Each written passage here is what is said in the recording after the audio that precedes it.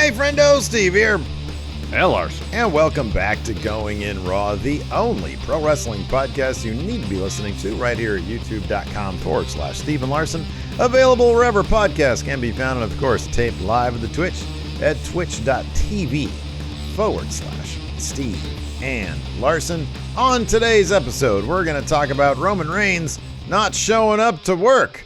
We're also going to talk about, we have an injury update for Cody Rhodes, the 5-star general. We've got some results from Impact Professional Wrestling, and we've also got some NXT UK. I don't know if you want to do this or not, but we do have Dominion coming up. Do you want to do some completely uneducated and baseless? Oh, yes, absolutely. You don't have to ask me predictions twice about that. For sure. Some completely meaningless predictions. Speaking of predictions, Larson cut a beautiful short film over at Friendo Club TV. No, this thing is just, it's pure tension, Larson. It's pure tension. So this was great. So we did our latest prediction short film where we announce, well, in this one we don't really announce it. We just announce one show that may or may not be included in predictions. Yeah. And the great thing about this is complete shoot. Like the little skit beforehand is not a shoot, but the idea was we're going to film Larson taking a 3-point shot to determine whether or not we cover Dominion in our predictions. And the results will shock you. Shocking. I don't know. It's really well done, though. You did a great job, and it's available right now at Friendo Club TV, so go check that out. What's up? Kayla's here in the house. Hey, Kayla. While you're at it, we're doing the podcast right now, but go sub over at twitch.tv/KaylaVision and go check out the YouTube channel Church of Joshi. They got a great interview with Charlie Evans up right now. She's got a really cool book. Cool. But first, we're going to talk about this. Toni Storm shooting hard. We always like when wrestlers shoot hard, Larson. And Toni Storm did that on her sad last days in WWE. She was on the most recent Talk Is Jericho and talked about what led to her quitting the WWE. These transcripts come to you via Fightful. She said it was Christmas time, and I had about 5 shows, a big loop. I think it was Tampa, Orlando, DC, Baltimore, Albany. She says, I'm ready to do this shit. I booked everything, and I'm ready to go and start working. Christmas Eve, I get told, you're just on one of them. Just Tampa. Fine, whatever. I go to Tampa. I don't have a match. It's running around and doing the 24/7 title. Wow. Do the 24/7 title thing with Dana Brooke. Fine. Okay, cool. Shit happens. It's Christmas time. It's busy. I get it. The next day I get a call in the afternoon saying, you realize you're on the show tonight, right? No, but I'll be there. I had a feeling it would happen. I go. I wrestle Sasha and Charlotte for the title. Cool. We're moving forward. Following this is that 3-day loop I was told and confirmed numerous times with numerous people. You're not on it. I'm up all night regardless.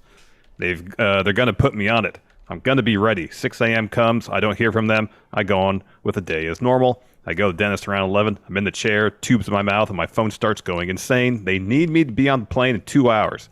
How do you say no?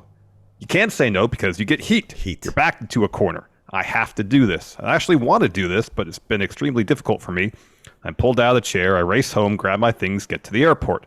Then there's pent-up frustration. I get to the show. It's halfway through the show in D.C. Get there, do the match. I can't put it into words. The overall frustration, the lack of respect for my time and effort. I want to give this my all and everything, my whole life. I want to give it all to you guys, but you're making it friggin' difficult. I lost it and I quit. I told them I'm so unhappy. I need out. I just quit. I told Johnny Ace. I messaged him. I wouldn't have cared if they didn't let me go. I wasn't going to show up. I wasn't going to do it anymore. I sat back and tried to be a good girl my whole life. I tried to be the best and be professional and do everything by the book in a respectful way. I just cracked. Earlier in the week, she was interviewed by Renee Paquette, where she also talked about what led to her to quit to her during her final day with the WWE. These transcripts come to you via Wrestling Observer. Now that I've silenced my phone, I can do these ones. She says it was a complete ordeal. I had built up frustrations with the place for a very long time, like a lot of people do. You know, quote, they don't give a shit, so why should I? This isn't going to work. I know it's going to happen here. I'm just going to be sent back to catering again. I'm not going to succeed here. I can just see it. I know they see me as I'm such a kid and I'm such a newbie and this, that, the other, but I like to think that I've been around wrestling long enough to know I just know what's right and what's wrong for me, and I like what I like, and I don't like what I don't like, and I just didn't like it in the end.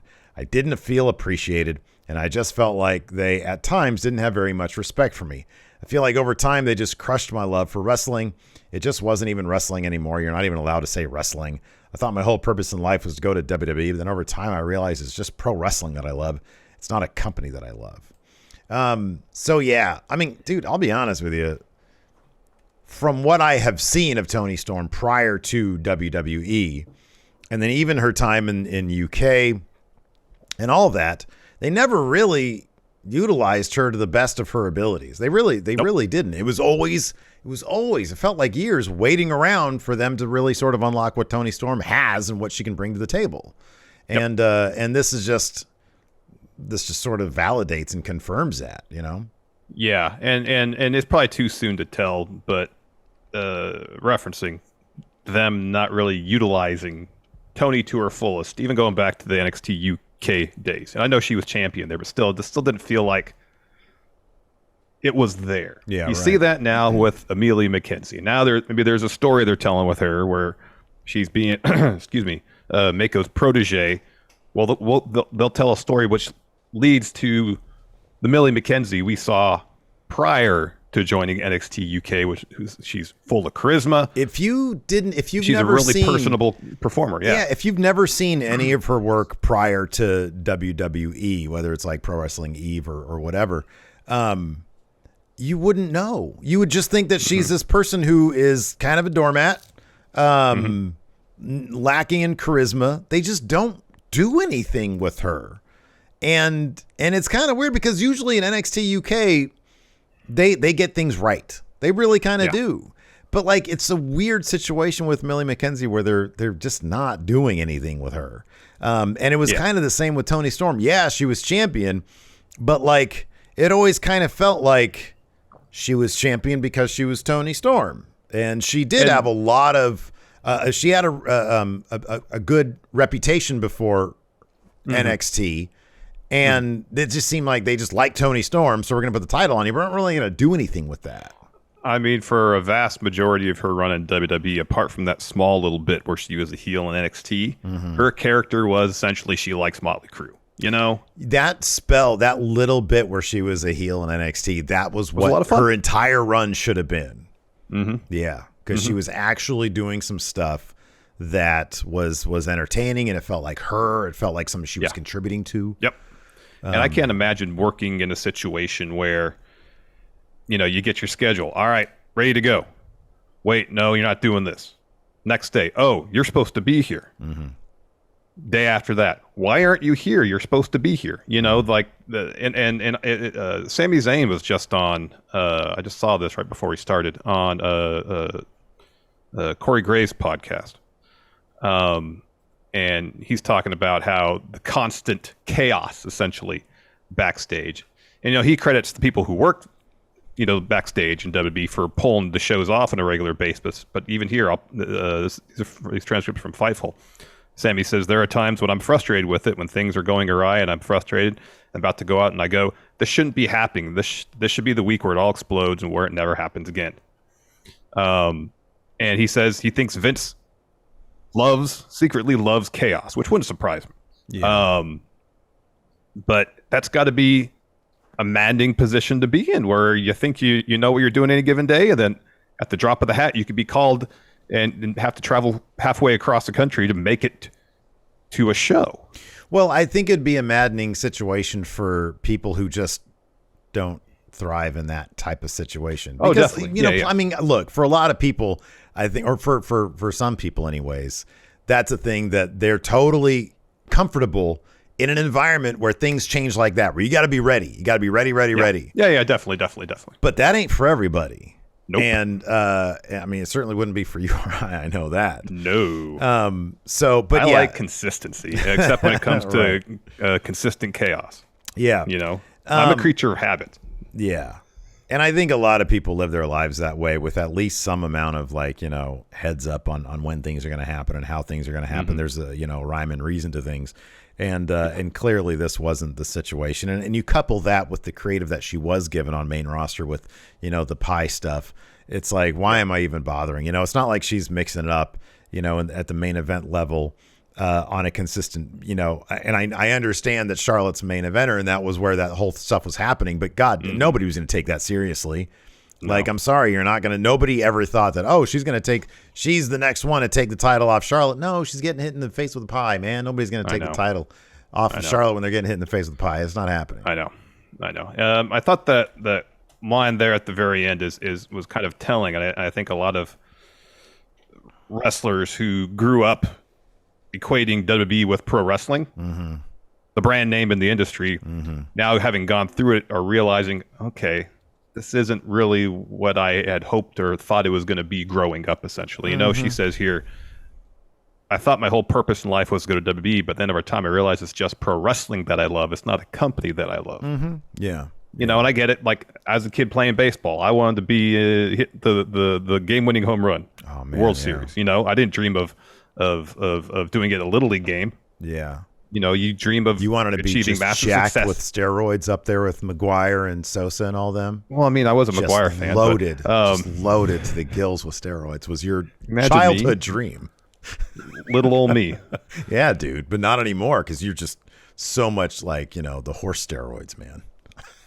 Sure, but anyways, when you dream of success, I guess in any given industry, you dream at success at the absolute highest level. Yeah.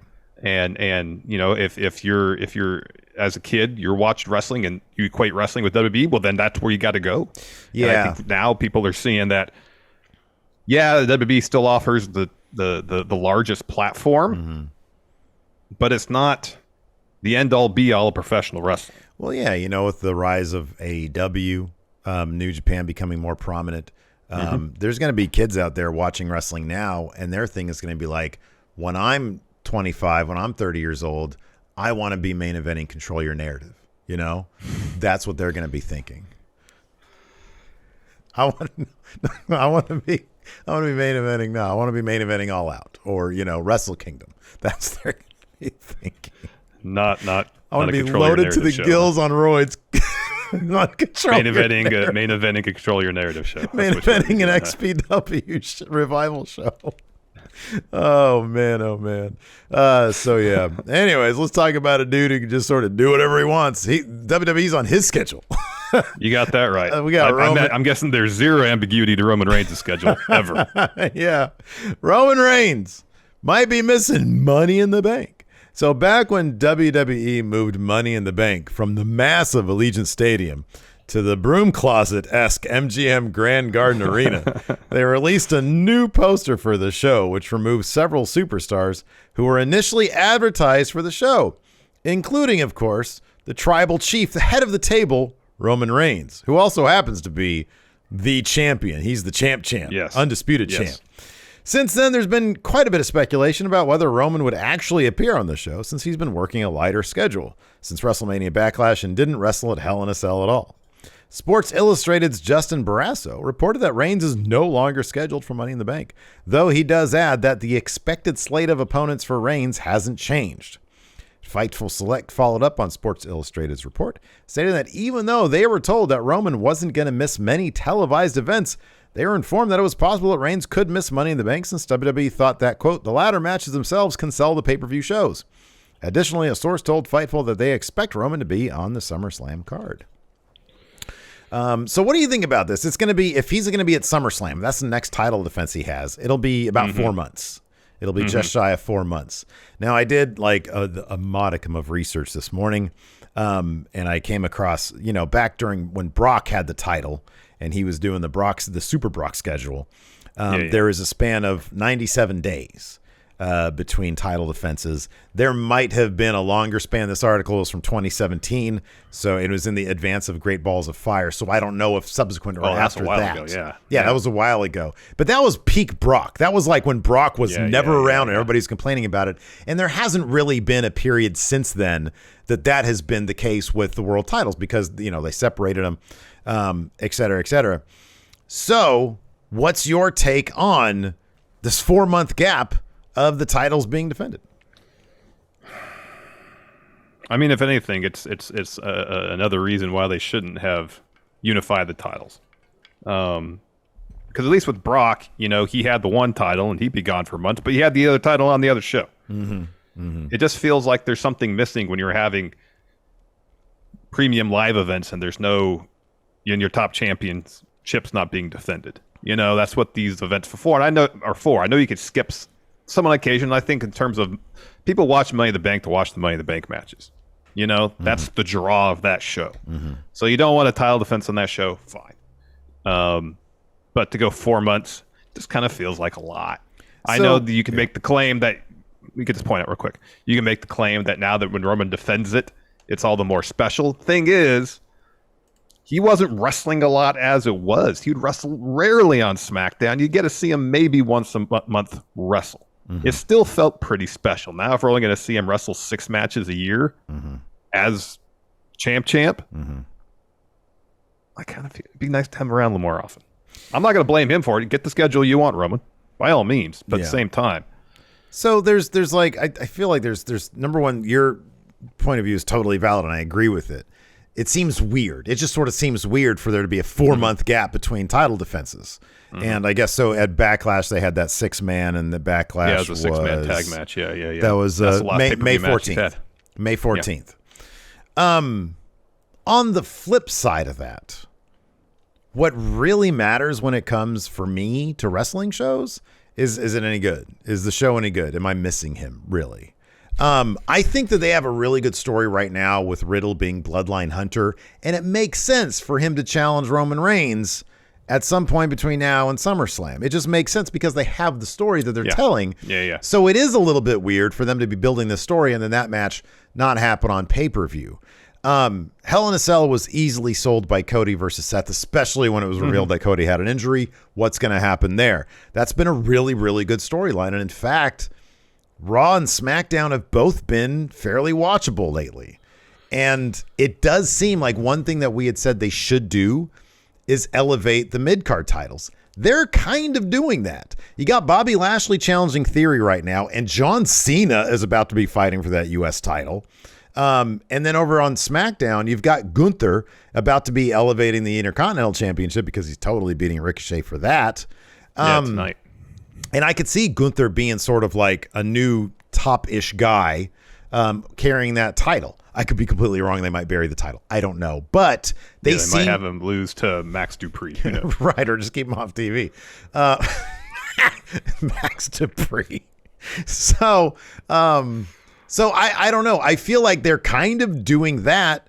But by and large, when I turn on wrestling, it's not like I've really missed Roman all that much because the rest of it has been all right. It's been watchable. It's not like it was, a year ago when it was. It's kind of a bummer that it takes Roman being gone for them to focus on building other things, other storylines up.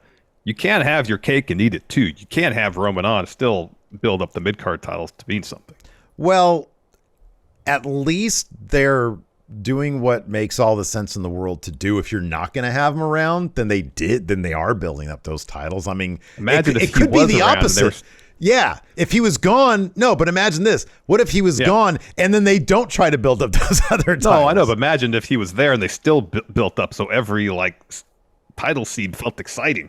No, I know. I agree. But, it's WWE. You have to lower your expectations. Can't ask for too much. Way down. Sorry. Way down How here. dare I? Way down How here. dare I? It's like when when Orson Welles had to dig a hole to put the camera down there because he wanted that high angle. That's how low our expectations have to be. Oh, it's got to be lower than that. Orson in the hole isn't low enough for you? No. So yeah, I don't know, man. I totally feel it. He should probably be around. But because they're building like a story around it, but I don't know. It's because it doesn't feel like Riddle versus Roman is going to happen at SummerSlam. I don't think that's going to be the match. Yeah, it doesn't seem like it's going to be the match.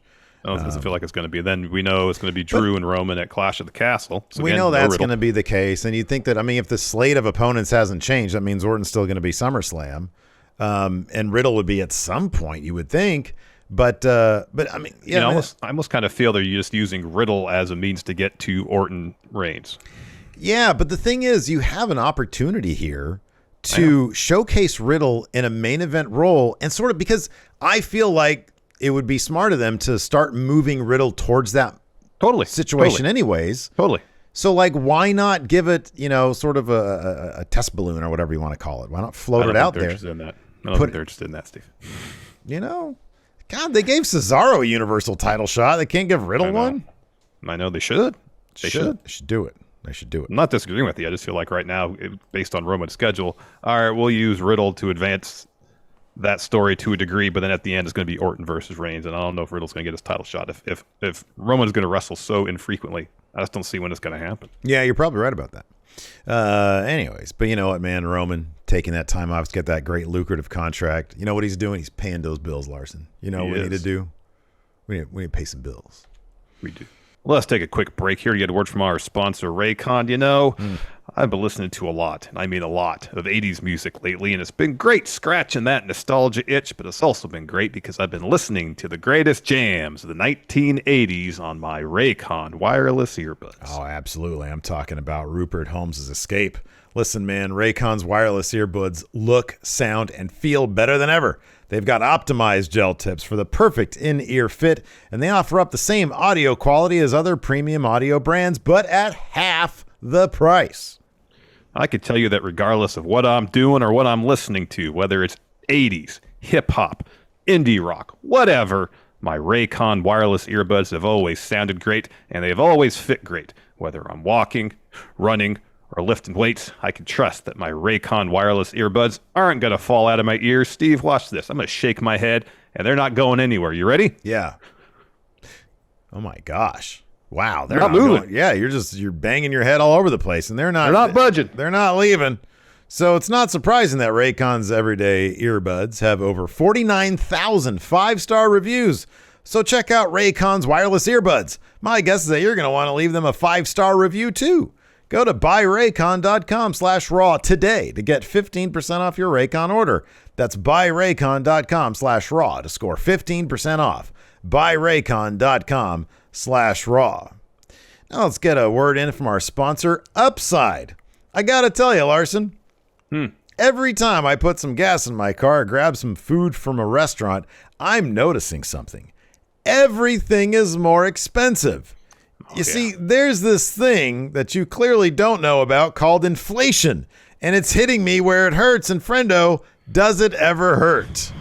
You know, Steve, I am aware of inflation, and yes, it's hitting me hard too, which is why I started using Upside when I buy gas or eat out, because Upside gives me cash back on those purchases. I've bought gas with Upside. I've bought burritos with Upside, and with each purchase, I've gotten cash put back into my pocket.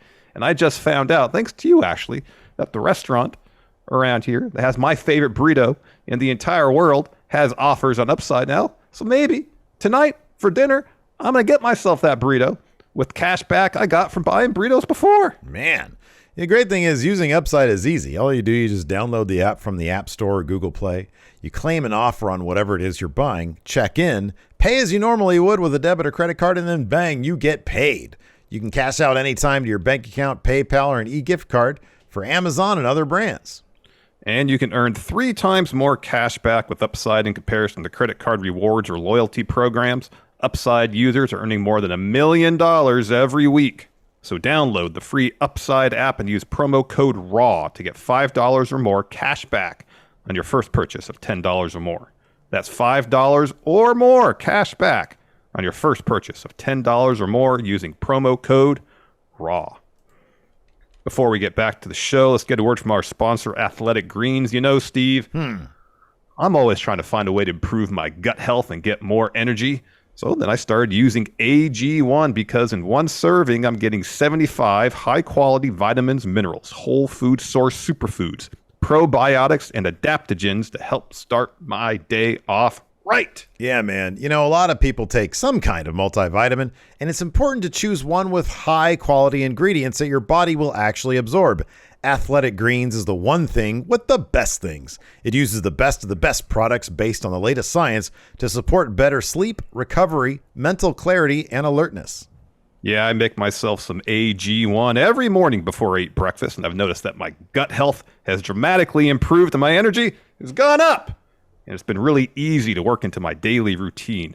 And whether you eat keto, paleo, vegan, dairy-free, or gluten-free, AG1 can fit into your lifestyle, and it costs less than $3 a day. Right now, it's time to reclaim your health and arm your immune system with convenient daily nutrition. It's just 1 scoop in a cup of water every day. That's it. No need for a million different pills and supplements to look out for your health. To make it easy, Athletic Greens is giving you a free 1-year supply of immune-supporting vitamin D and 5 free travel packs with your first purchase. All you have to do is visit athleticgreens.com/raw. Again, that's athleticgreens.com/raw to take ownership over your health and pick up the ultimate daily nutritional insurance. All right, moving on. Cody Rhodes, if you guys didn't know, had a pretty spectacular match. A 5-star match. Officially now. According to Dave Meltzer. First 5-star main roster match since Money in the Bank 2011. You know what? Not enough stars, in my opinion. This match brought all sorts of emotions out. Mostly really just terror. Truly. Yeah. Truly. Anyways, we have an injury update on Cody Rhodes here. Brandy Rhodes offered up an injury update on his torn pec yesterday. Tweeted this out. The doctor just repaired Cody's pectoral tendon, which was torn completely off the bone. Successful surgery. He is on the road to recovery now. So it was successful. The surgery was a success. That's the update, everybody. No botched surgery.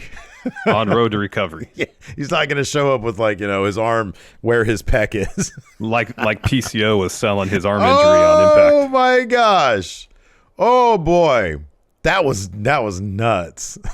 I know. That was nuts. That was crazy. We're going to talk about Impact here in just a second, but first we've got a New Japan Dominion coming up this weekend.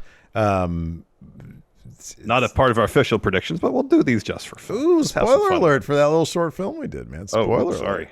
Still watch it. Yeah. So, look, I have not been watching a whole heck of a lot. I've been kind of following developments. I know Ace Austin is Bullet Club, although I could have found that out from watching Impact this week because they did that. Yeah. This was kind of interesting. Let's talk about this for just a second. I want to get your thoughts on it. So, according to Carl Anderson, he did one of those podcasts. And he's been asked whose decision is it to make to bring members into Bullet Club. Oh yeah. And he said, look, it's whoever the booker is. And he said in this case, Scott D'Amore made the decision. I would have figured it'd be all up to New Japan. Mm-hmm. But he said it was Scott D'Amore who said he wanted him. And now maybe it was Scott D'Amore said, hey, I'd like him in Bullet Club. Is that cool? Japan? And then ran it by New Japan. And they were like, yeah, sure. I'm sure that's the situation. But I thought it was kind of interesting that, New Japan will solicit or take suggestions and advice from. They seem awfully eager to work with everybody. So it's like, Ace Austin, he's great. He is great. He is great. Let's dive into it, Steve. We got 10 matches. So I guess we can do confidence points here just on the fly. Why not? Good Lord. Okay. So we got 6 or 9. Of course, that's the tag team of Taguchi and Master Wato, and they're teaming up with Tenzan to take on Hinare, TJP, and Akira, representatives of the United Empire. Okay. I'll go with United Empire with Yano versus I got it. Gallows. With Gallows. Oh, you look at the card. I'm looking at the Yano versus Doc Gallows. That's on this card? You got that right. Oh, boy, man. Where's Karen where we need it? Karen? Man, we need to start zooming Karen in for these friggin' predictions, We do. These previews here. She's going to yell at me for this one. Let's see here. Yeah, so I got United Empire there with, I don't know. How many matches are there? 10. Just put one on it. Just put one. These aren't official binding predictions, so. Well, I'm not. I don't think I'm at 1 on this one though. Oh, Tanahashi, yeah, 10. That's a good one. Okay, so yeah, I'm just gonna say United Empire with 8. Wow. Well, you think United Empire is not gonna win this? Any match with Tenzan in it, Tenzan's gonna lose. No, because they got Taguchi and Wato. They're the junior tag champs, man. This isn't for the titles though, and Tenzan's on their team. A guy who eats pins is on their team. Yeah, so it's not like anybody in United Empire. This is like the United Empire's B squad, dude. All right, well then don't pick them for our fake predictions. I'm not going to. I'm doing 6 or 9 with 1. Well, good for you. 1. Good. Next, LIJ. You got Naito, Bushi, and Takahashi taking on Bullet Club members Taiji Ishimori, El Phantasmo, LP, and then Ace Austin. Ooh, that's kind of a tough one. I know. You'd think LIJ because they have Naito's on their team confirmed. Yeah. But Bullet Club's been doing some cool stuff. But it's LIJ with 5 confidence points. Wow. Yep. I'll go Bullet Club 3. Bushi can need a pin. I want to go down to 3 on this one too. That's a good move. Yano versus Doc Gallows. I mean, Yano has to win that. So what's the situation here? Why are you asking me? I don't know. Maybe Yano saw the laughs that Gallows was getting on the Briscoes chicken farm and challenged him to a bout. Just make some shit up.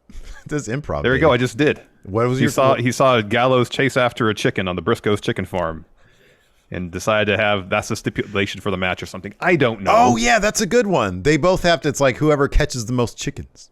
There you go. Okay, cool. Chicken match. Yano wins. Yeah, of course Yano wins this. Comedy match. Yano wins. 6 confidence points. Yano. I'll go 7 confidence points just to be different. I know where you're picking here. House of Torture, defending the Never 6-man tag belts against Zack Sabre Jr., El Desperado, and Kanemaru. Where are you? Gotta be House of Torture.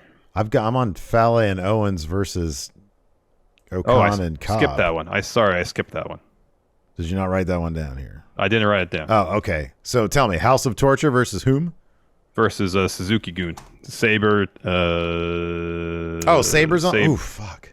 Desperado, but it's Kanemaru. Kanemaru can need a pin. Okay, yeah. This is going to be House of Torture. Never bet against the House of Torture. It's for the belts. It's for the titles? Openweight belts. House of Torture with 9. Wow. Yeah, man. I'm really curious. So, like, keep these around. I want to actually add up these predictions at the end. All right. I guess in the event of a tiebreaker between you and I, we can maybe do this. I don't know. You said 9? Yeah, man, 9. That's a lot. Oh, yeah, absolutely. I'll go House of Torture with, I'll go 7. Oh, small chunk change. We got, for the tag titles, Bad Luck Fale and Chase Owens taking on Great-O-Khan and Jeff Cobb.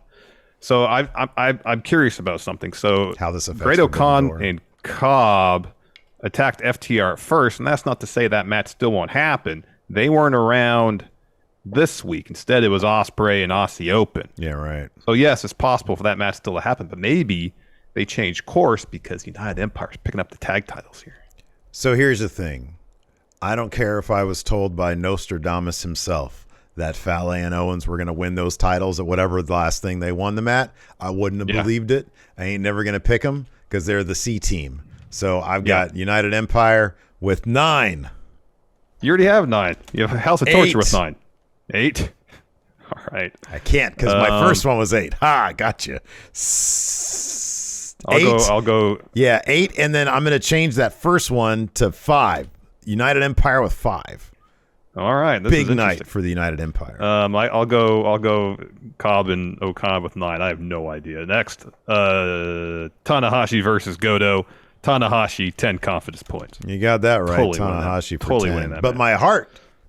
my heart still says Tanahashi. Yeah, no, still says Tanahashi. Oh, okay. Fine. Yeah. We got a match here for the Provisional King of Pro Wrestling trophy. We got the current Provisional trophy holder, Shingo Takagi, taking on Taichi. Shingo's dropped to the 24/7 title? Mm-hmm.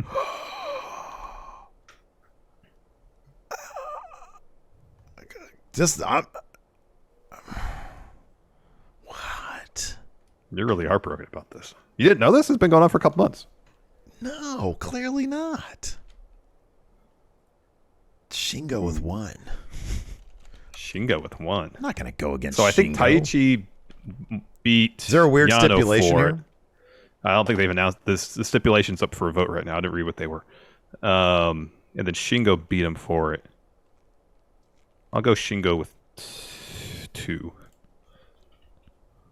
For the Never Openweight Championship, you got champion Tama Tonga versus Machine Gun Carl Anderson. Carl Anderson, you know, who he loves to eat pins. Well, I don't know. Do you know the go home on this one? No. Okay, dude, you just told me what was going on with the Provisional King of Pro Wrestling. Yeah, shit. but that was something so that happened like 2 months ago. How am I supposed to know what you do and don't know?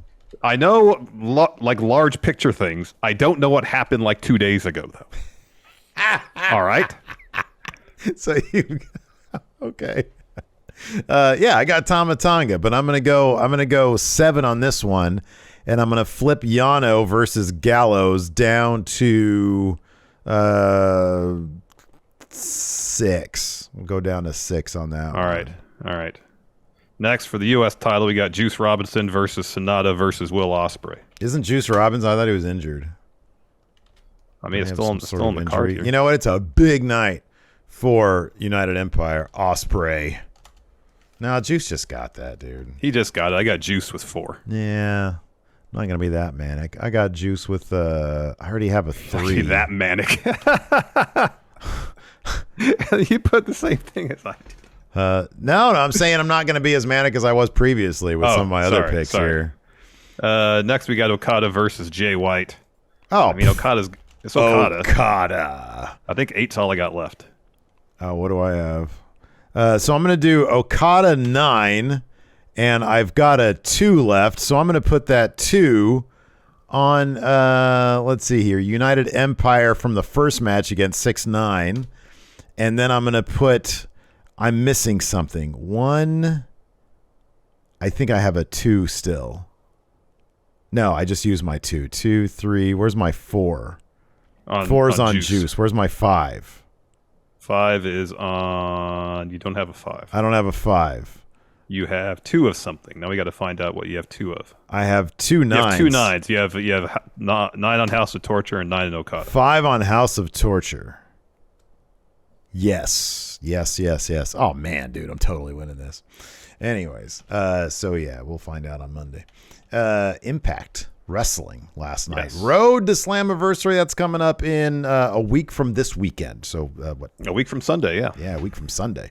Speaking of which, by the way, that Saturday, June 18th, we will be at Action Coast Wrestling. I know people are gonna be like, "Whoa, wait a second! Triple Mania is that day."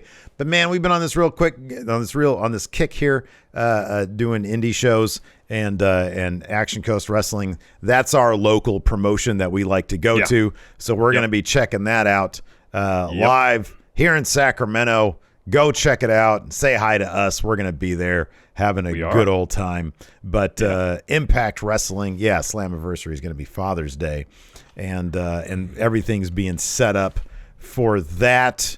Let's just talk about the Steve Macklin PCO match. That was violent. I was expecting that level of violence watching Impact on YouTube. So he can just do that with his shoulder, apparently. Yeah.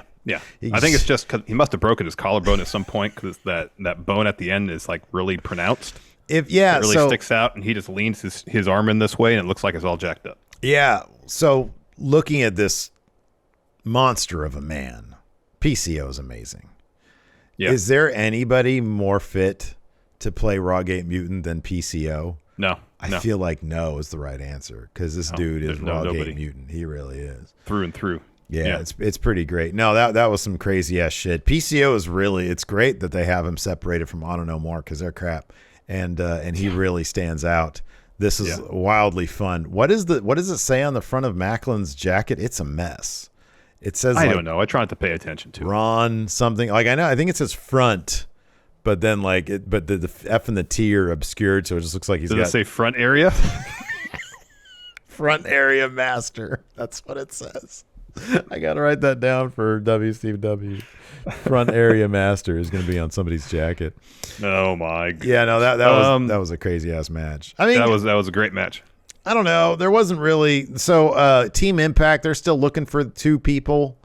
I thought it was going to be Heath. We were wrong because he's got his ankle busted. Thank God. I was worried about that. I was like, oh my God, it's going to be Heath and Rhino who basically they are. Heath made his name in WWE. Rhino made his name. I know Rhino has done plenty of Impact work, but he's best known for ECW. He's ECW. I know what you're saying. He's ECW. Yeah, I know. So I don't know. I don't know who's going to end up being, man. Like any more speculation on your part? It's not going to be Matt Morgan, the mayor. It's not going to be him. No, they said he doesn't wrestle anymore. Yeah, he's a mayor now. He is a mayor now. Yeah.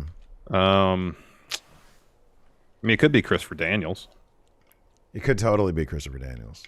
It could be Samoa Joe. I'd be surprised, but it could be Samoa Joe. It really should be.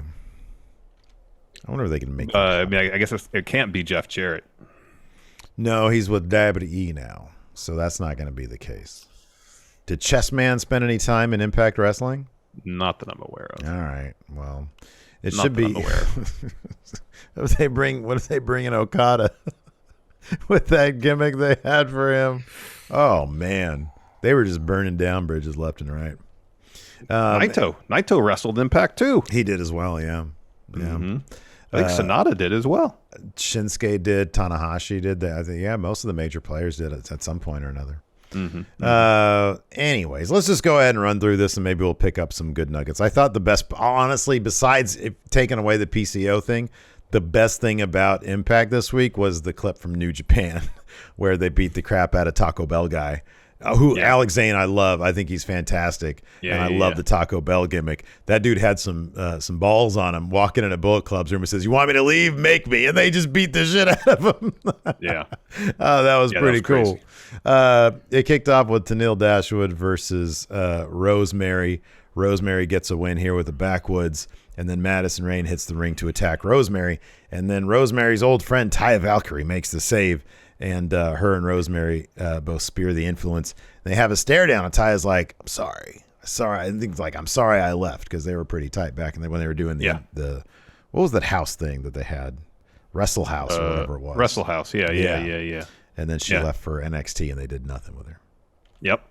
Then we had the Good Brothers going to the Briscoes Chicken Farm. This was awesome. It was pretty funny. Yeah. It was just the Good Brothers walking around riffing. Improving stuff, some of which was pretty funny. You mentioned earlier Gallows trying to chase a chicken. Yeah, that was great. And then he picks it up, and it looks like another chicken attacks him. Lands on his head. Eventually, they step up to the Briscoes' dad and said, "We came here to fight somebody. We can't find Mark or Jay, so I guess we'll fight you." Yeah, and Briscoe. And Dad Briscoe tightens his belt, and he's ready to throw. And then Mark and Jay come rolling through on a truck. And then a huge fight breaks out. Yeah, at one point, Mark Briscoe got it looked like a scythe. I think it was I don't know, some sort of farming tool with like a giant blade on it. Like when the Briscoes were coming up in the truck, and I think it was Mark had this giant pole. Yeah. It was like 10 feet long, and he just kind of chucked it at the Good Brothers. I just love the fact that's going to do. But they were like the Good Brothers were walking around, and they're like, "This world famous chicken farm. We've seen one chicken." Yeah, this is pretty funny stuff. So, anyways, the Briscoes eventually, including Papa Briscoe, who was wielding a giant wrench, ran them off their farm, their world famous chicken farm. So they stood tall this week. After that, we had a Heath interview where he gives us a Rhino injury update. Said he could be out for months. He says, "But Honor No More is about to walk through hell. I'm going to make sure they all get burned." Then we had Macklin versus PCO. Man, these two. Like, PCO started bleeding, I don't know, 3 minutes into this match, bleeding from the mouth. He's bleeding from the head. He had a nasty-looking spine buster on the foot of the ramp that actually left him looking like legit kind of shaken. There was like blood all over the ramp and stuff. Yeah. This was gnarly. So towards the finish, Macklin puts PCO in the Tree of Woe, but not in the corner, over the guardrail, and hits that spear into it. Yeah. And then he pins PCO's arm between the ring post and ring steps, boots it. And like you mentioned earlier, PCO must have broken his collarbone or something at some point, because he leans his shoulder in towards his other shoulder, and like the point of his collarbone here just really sticks out. It's a fun party trick. Pretty nasty. But yeah, it's like, it's like you go to family reunion, your crazy uncle's there, and he's like, "Hey kids, look at this." And then it comes sticking out. And so it's very effective visual. It makes it look like he just fucked up his shoulder pretty gnarly. But he was laughing while he was doing it, which just adds to the terror of it. Oh, it really does. It was really cool though. This was really fun. And so Medical comes over to check on him, and security does as well, and he fights them all off. While the ref is distracted, Macklin blasts him in the gut with a chair, and then hits double underhook DDT onto the chair to get the win. Yeah. Really fun match. Yeah. Definitely so I guess, so was Macklin like sticking around Impact now? Because remember, I thought that he was going to be leaving. Maybe he didn't. You were my source for that news, Steve. I wonder if that's one of the, like Fightful had that report about all these wrestlers who were just sort of waiting for New Japan to bring them in. Oh, yeah. Maybe he's one of them. I don't know. Anyways, so after that, we had Tasha Steelz confronting Deonna Purrazzo backstage. She's like, "Hey, what happened last week? I thought we had an agreement to end the problem of Mia Yim before it even begins." And Deonna's like, "Look, we both agreed that Mia was a problem, not that we'd work together." And she says, "You have something I want. I don't need help." And then Chelsea Green steps in and says, because Tasha and Evans leave. Savannah Evans leaves. And she's like, it doesn't help to have a little bit of, or it doesn't hurt to have a little bit of help. And she's like, yeah. Then we got Mayor Matt Morgan, an interview with him. I always forget how tall he is. He's enormous. He's a really tall guy, yeah. Very tall. And so he's talking about Impact and his history there and stuff. And then Vincent steps in, and he's like, oh, another ghost from Impact's past. Slammiversary. Honor Moore is going to put an end to all this. I think just on principle alone, I'm going to put all my confidence points on Team Impact. I feel like Honor No More is going to get stacked. 5 members of Honor No More all stacked. 5 dudes just all on top of each other. Yep. And here's the thing. Team Impact doesn't even need to find 2 other guys. They could just do it with the 3 of them. Kazarian's going to stack them. Exactly. Anyways, after that. And it's funny because Matt Morgan just completely no-sells it too. Like, Vinny goes away and he's like, I don't have a lot of confidence in Honor No More. And he laughs and walks away. Yeah, I know. After that, we had Joe Doring versus Josh Alexander. Joe Doring picks up a win, only via DQ here, though, because at one point, of course, Violent by Design tried to get involved. So Cody gets up on the apron to distract Cody Deaner. Cody Deaner, not Cody Rhodes. Cody Deaner gets on the apron to distract the ref. Yeah, it's like, damn, Cody, go get that surgery, man. And then Eric Young throws the flag, the Violent by Design flag, to Joe Doring, confused cowboy. He tries to hit Josh Alexander with it. Josh gets it back from him and breaks it over him right as the ref is turning around. So he gets DQ'd. And then,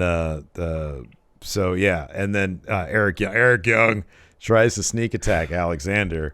And then Josh is like, I see you. And Eric Young's like, I know. And then backs off. Really, yeah. Oh, no, he saw me. Oh, I've been spotted. Let's run, guys. No sneak attack today. We'll try again next week. Then we had a Moose interview, and he's asked, are you worried about Sami Callihan's mind games? And he goes, no, I'm not worried at all. He asks, does Sami stand a chance against me physically? No. Lights start to flicker. And the Moose says, all right, I'm going to find Sami and put an end to this right now. They're tired of these flickering lights. And well, here's the thing. It's not even flickering lights. They just tell Moose, hey, look around like the lights are flickering. And they just cut. They cut frames. Yeah, I know. Cut frames out. Yeah, it's stupid. And it gets stupider later. This was cool, though. They had a whole recap, courtesy of New Japan Professional Wrestling footage, of Ace Austin joining Bullet Club. And then backstage, Alex Zane shows up. He's pissed off. And at first, Ace Austin's like, hey, dude, get out of here, man. This is not going to end well for you. Like, he actually tries to say, dude, go, not now. And he insists. Alex Zane is like giving him shit. And then, Jay White shows up. And he's like, Alex Zane, you shouldn't be in yes. And so they all just beat the shit out of him. And then, what's his face? Ace Austin goes down. And he's like, mind your own business. This is Bullet Club business. And so Alex Zane has been added to Ultimate X because of that. Oh, wow. Sorry to go back. We have an update on what the stipulation is for Shingo versus Taichi. Okay. So Shingo's idea won the vote. It's a 10-minute unlimited pinfall scramble. So whoever gets the most pinfalls in 10 minutes wins. So it's like a Iron Man match, but 10 minutes. But for 10 minutes. Yeah. I feel like Shingo can get a win like 15 different ways. He can get like half his arsenal could be finishers. 15 pins to 1. Hold on a second. That changes my prediction points, Larson. All right. Now I'm going Shingo with Shingo with 4, Juice with 1. Because I think Juice is injured or something. All right, I'll go Shingo 4, Juice with 2. Okay. All right, good. Moving on with more Impact. Yeah, more Impact. Yeah. So afterwards, what did we just do? Oh yeah, after that, so we get to Moose. He finds Sami Callihan. They start brawling in a room. Japans. There you go. He's just spamming the finisher. Made in Japan. The Moose is backstage. He comes across Sami Callihan. They start brawling, and then Moose busts up Sami. He gets the best of the brawl. He tries to leave the room. The door's locked. Sami, he has the key. He pokes Moose in the eye with the key and then leaves, and then the door locks behind him, so Moose is just Locked in trapped in there with a cameraman. Yeah. Oh, Sammy Callahan trapped Moose in there with the cameraman. Yeah, this was stupid. The match will be fine, but this is stupid. Moose is going to get the upper hand next week, and so Sammy's going to I think this is going to be a Monsters Ball match. I think they said that. I saw that on Twitter. That's cool. It'll be fun. It'll be neat, you know, sort of a death match type. I love the aspect of the Monsters Ball where the people have to be locked in a room for 24 hours before the match.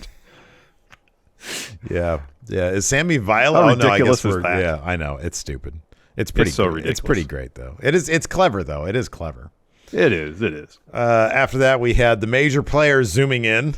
I knew they were zooming in because they didn't pay for the extended version of Zoom where you can get rid of the Zoom watermark. I know. It was there. Oh, man. Anyway, so Cardona says he doesn't recognize Rich Swann as digital media champ. Makes a really good point in saying that Rich Swann doesn't even have Twitter. Larson, don't you feel like the digital media champion should accurately should represent the best in digital media? Like Jordan Grace was perfect. She has a very active social media presence. Cardona is great. I mean, he is the godfather of that stuff. I'll say this. Impact airs on YouTube, right? Yes, correct. It does. That is digital media, if my understanding of digital media is correct. Yeah. So by that measure, I feel like just because of that, anybody qualifies for it because Impact's primary distribution outlet is digital media. Yes, Steve. Should they then not run anything involving the digital media title on cable television, which we both know is now strictly analog? Yeah. Okay. I agree with that. All right. Yeah, but here's the thing. If you really... Because nothing about this digital media title is determined by how many followers you have, the level of engagement on your posts. Yeah. So I don't think you can hold it against anybody if they don't have a Twitter. Because like hey, you want to be number one contender? How many impressions did you get this month? Right. You should be submitting your analytics. And then, but they're not doing that. So what does it matter if he's on Twitter or not? Doesn't matter to me. Yeah, I know. Well, it mattered to Cardona, so he just gave because he's busted up now. He gave the title. He's got a torn bicep. Yeah. Well, I didn't stop Cody Rhodes, not Diener. Well, he got one match. He can't wrestle. He's not going to wrestle like that for, I don't know, months. Cody is. It'd be a Money in the Bank, believe that. He gave the title over to Brian Myers, and he says, all right, so to figure out who's going to be the real champion, how about we have a match, Rich Swann at Slammiversary. So that's happening. Yeah, Rich Swann's going to win that one. Then we got our main event. Pretty fun bout, Honor No More. I believe it was Taven, Bennett, and Ed Edwards taking on Frankie Kazarian, Motor City Machine Guns. They gave it a lot of time.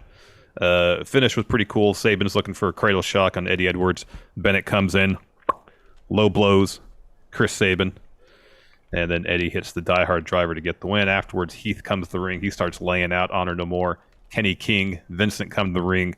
Honor No More ends up overwhelming the Impact Originals, and that's when Bennett wraps a chair around Heath's ankle. And then Ed Edwards, and then Taven, and then Vincent all blast Heath's ankle with the chair. Yeah, that's a mess now. So that's good. He's out of the match. WWE 2K22 has Saban's entrance. They have him. They have really, doing this. That. Yeah, interesting. Crazy. We had NXT UK earlier in the day yesterday as well. Highlight of this clearly was the newfound friendship between Wolfgang and Damon Kemp, hanging out at a pub, slamming down some pints, some super pints. Good. Yeah. So good. This was great. Damon Kemp got drunk. Yeah, he vomited. They should have shown the actual in the Thames. Well, I don't think he actually vomited. That's why. But yeah, they should have.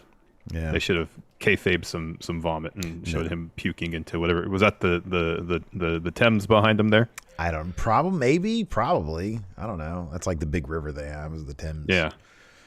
Actually, the highlight of the night was the main event. Ivy Nile really good. versus Mako Satomura. Man, Ivy Nile's time in UK has been pretty awesome for her. And this match was probably the best match she's had so far. Of course, you're going to go in there with Mako Satomura. You're not going to get it's anybody better than that because she's stellar.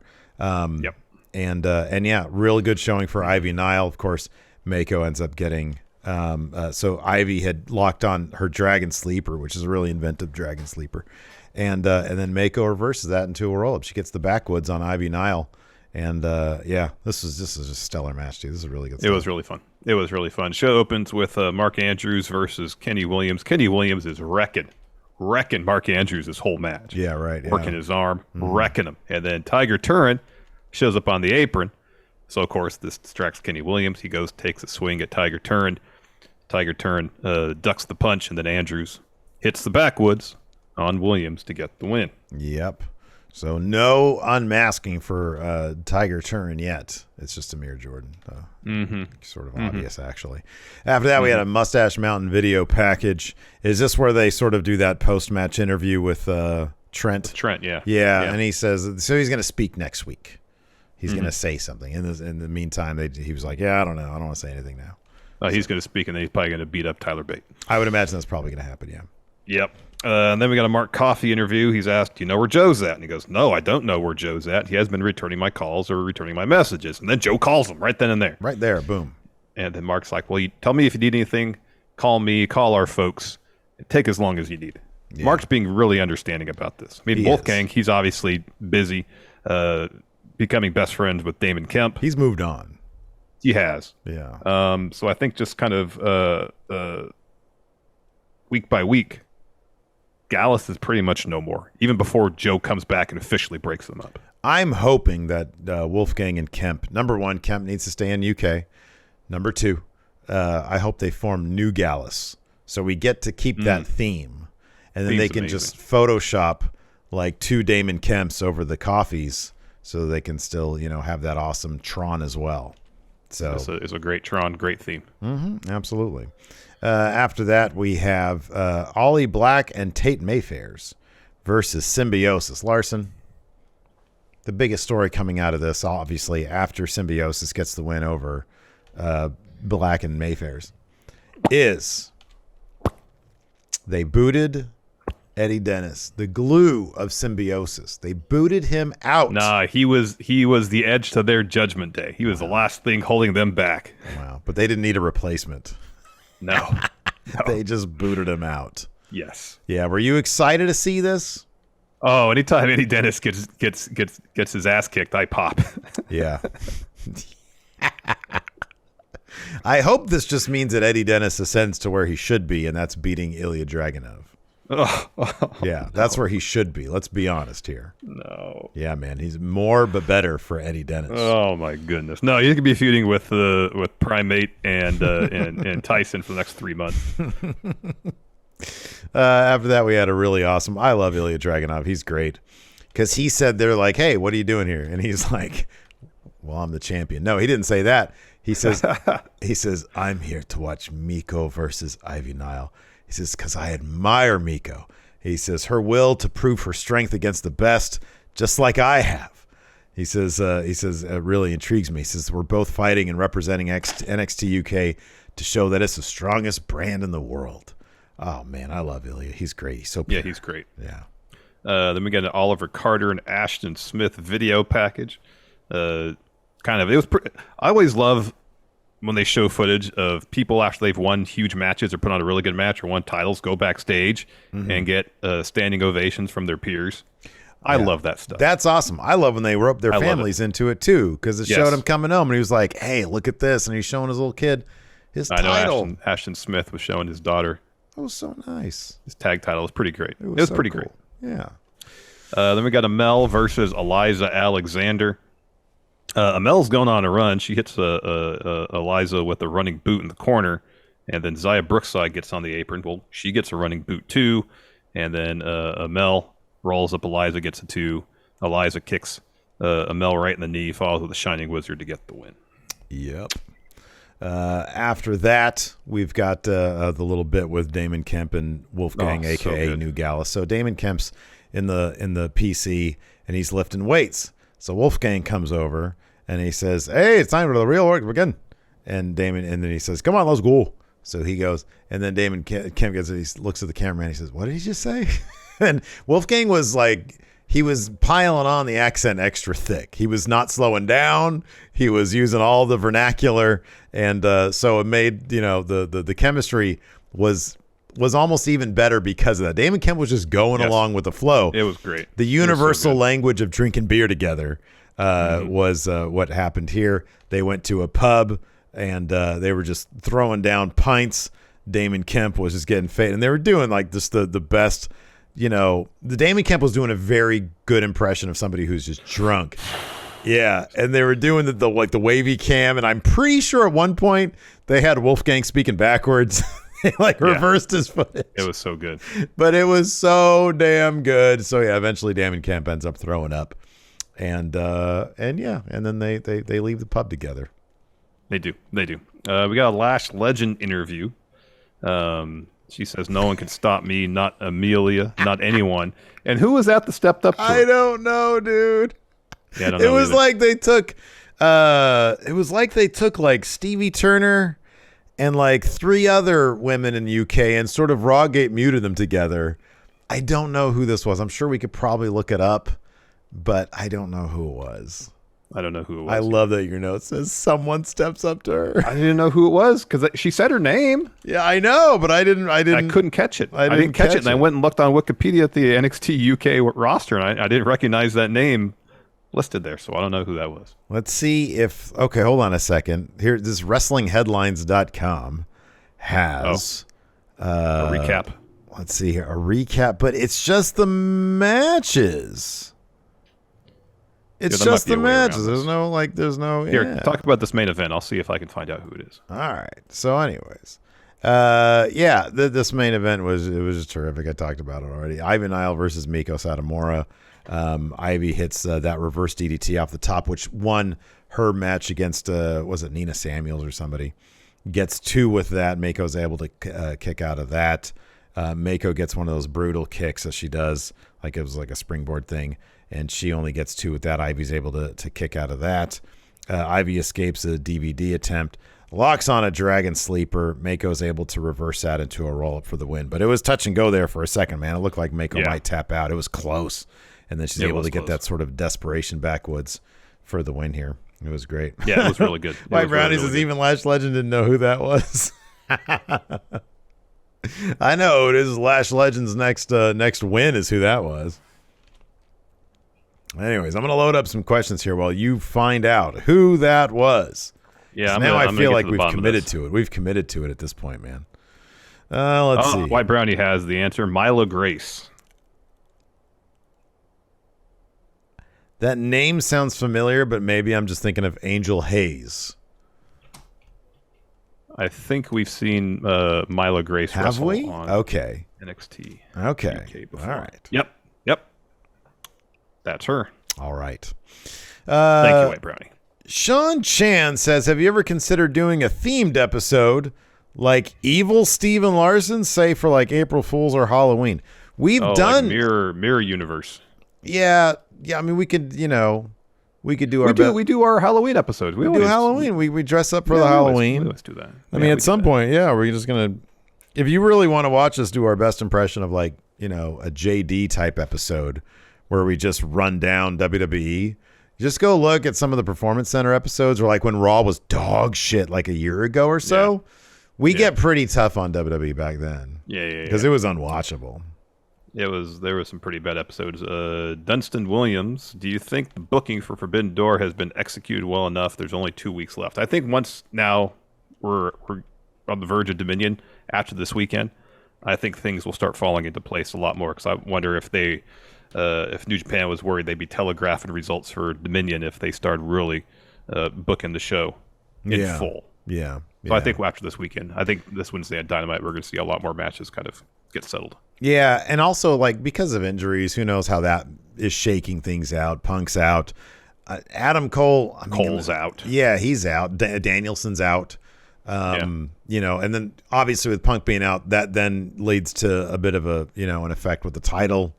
Mm-hmm. So, yeah, I think things are just sort of changed up. I get the feeling that Forbidden Door 2023 is going to be a much more stacked show because Kenny will be back. Assuming people are healthy at that point, Yeah.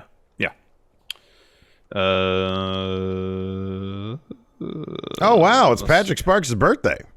Really? It's Don Wagner's birthday. He tells us in the questions thread here. He says, it's my birthday today. And I thought a fun thing to do would be hang out with the OG Up, Up, Down, Down crew for the day.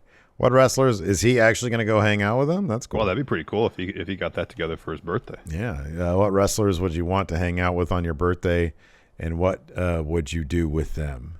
I want to go bowling with Gallus. I don't know how much bowling they have in the UK.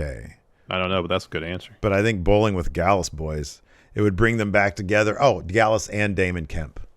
There you go. Yeah. Yes. That'd be great. Yes. And then go get some like hot dogs or something. God, that all sounds. I want to go miniature golfing and hit the batting cages with the New Day. That's good. That's really good. I like that. That's what I want to do. I want to play some video games with Chugs for my. There you go. Yeah, that's a good one. Yeah, all good answers. Sayavush Kurbanov. What do you think about the name of Ring of Honor's weekly TV show? What will it be called? So has there been something announced, or is he asking us what we want it to be called? Announced, no. I think it's the latter. As far as I know, there has been no news on that. Ring of Honor, honor yes more. Instead of honor no more, honor yes more. Yes more. Yeah. Please honor more. Or honor more, please. Honor, question mark, no, comma, more, exclamation point. Go. That's good. Honor, no, more.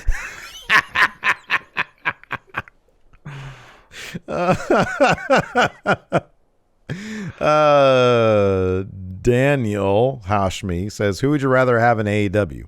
Sasha Banks or Naomi? I want Naomi to go back to WWE and join the bloodline. That's what I want. Yeah.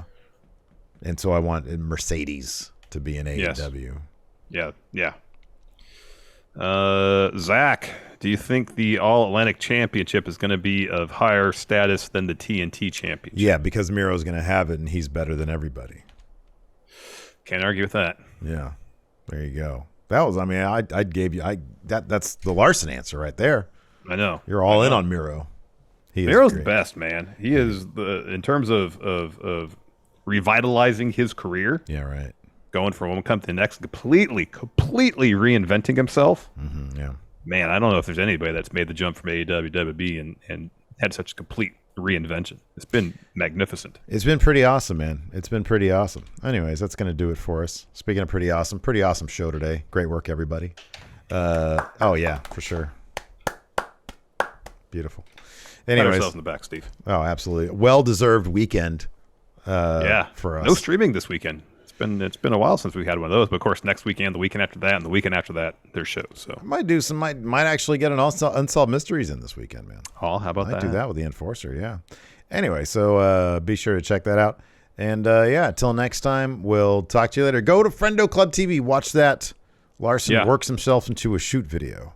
Yeah, sorry, that was a lot of fun. It's really good stuff. Yeah, Kelly here in chat says we should do more of those. Maybe I'll take the ball and do a short film, the proverbial ball, not the actual ball. We already did a basketball video. We did a basketball one. Yeah, so maybe I don't know. I was trying to merge the worlds with you talking about basketball in the last one, and then predictions, and bring it all together. I know, and it's awesome. It's wonderful. It's a real film.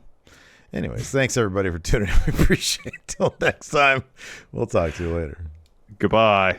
Hey, what's up, everybody? This is Stone Cold Steve Austin impersonator Phil McDonald, here to tell you to go support Going In Raw and Friendo Club at patreon.com/Steven Larson. They got bonus episodes, ad-free audio, a weekly newsletter rounding up the weekend wrestling news, and a bunch more.